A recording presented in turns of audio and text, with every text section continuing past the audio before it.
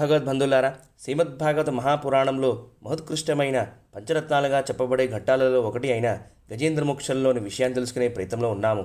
ఇంతవరకు గజేంద్ర స్థితిలోని 28 శ్లోకాలు, వాటి అర్థాలు తెలుసుకునే ప్రయత్నం చేశాము. ఈ గజేంద్ర స్థుతి అయిన తర్వాత ఏవం గజేంద్రముపవర్ణి నిర్విశేషం బ్రహ్మాదయో వివిధ లింగభిదాభిమాన నైతే యతోపశస్రుపుర్నిఖిలాత్మకత్వాత్ తత్రాఖిలామరమయో హరిరావిరాసీత్ అని అంటారు సుఖబ్రహ్మ. పరీక్షణ్ మహారాజా, గజేంద్రుడు ఎటువంటి భేదభావము లేకుండా ఆ భగవంతుని ప్రార్థించాడు. వేరువేరు నామరూపాలు తమ స్వరూపాలుగా భావించే బ్రహ్మాది దేవతలు ఆ గజేంద్రుని రక్షించడానికి రాలేదు. కానీ సర్వదేవతా స్వరూపుడైన శ్రీమన్నారాయణుడు సర్వాత్మకుడు అవ్వడం వల్ల ఆ సమయంలో స్వయంగా అక్కడికి ప్రత్యక్షమయ్యాడు అని అంటారు సుఖబ్రహ్మ. గజేంద్రమోక్ష ఘట్టానికి ఈ శ్లోకము మూలము అని అంటారు పూర్వాచారులు. అక్కడ సంహరించవలసింది మొసలినే, కానీ గజేంద్రుడు పెట్టిన కండిషన్స్ చాలా అద్భుతమైనవి. అందుకే గజేంద్రుడు చేసిన ప్రార్థన అందరి దేవతలు విన్నారు, కానీ ఎవరూ రాలేదు. గజేంద్రుడు పెట్టిన ఉపమానాలు ఒక్కడికే వర్తించాయి. ఆ ఒక్కడే అక్కడికి ప్రత్యక్షం అయ్యాడు అని ఈ శ్లోకానికి ఉన్న అర్థం. పోతనగారైతే ఇంకొంచెం బాగా వర్ణిస్తారు ఈ సన్నివేశాన్ని. సిరికించెప్పడు శంఖచక్రయుగమని చేతోయ సంధింపడు అని. లక్ష్మీదేవికి కానీ, శంఖానికి కానీ, చక్రానికి కానీ చెప్పడం లేదు. ఆయన పరివారంలో ఉన్నవారు ఎవ్వరికీ తెలియడం లేదు ఆయన ఎక్కడికి వెళ్తున్నాడో.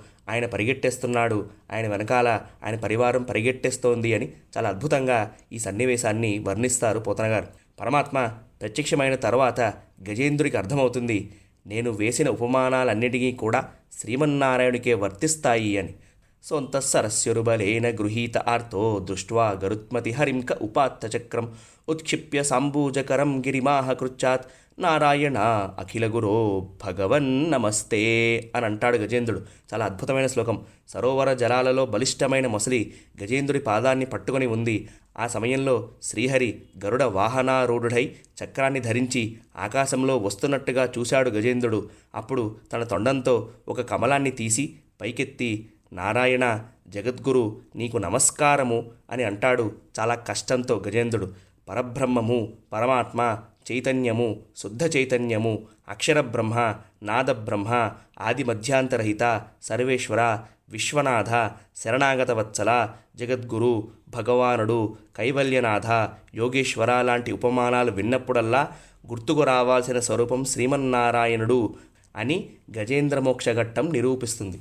అలా ప్రత్యక్షమయ్యాక పరమాత్మ ఒక్కమారు గరుత్మంతుడి మీద నుండి కిందకి దూకి అక్కడికి వస్తాడు. ఆ మొసలిని, ఆ ఏనుగుని సరోవరం నుండి బయటికి లాగాడు. అప్పుడు అందరి దేవతలు చూస్తుండగానే భక్తవత్సరుడైన శ్రీమన్నారాయణుడు చక్రంతో ఆ మొసలి శిరస్సుని ఖండించి గజేంద్రుడిని రక్షిస్తాడు.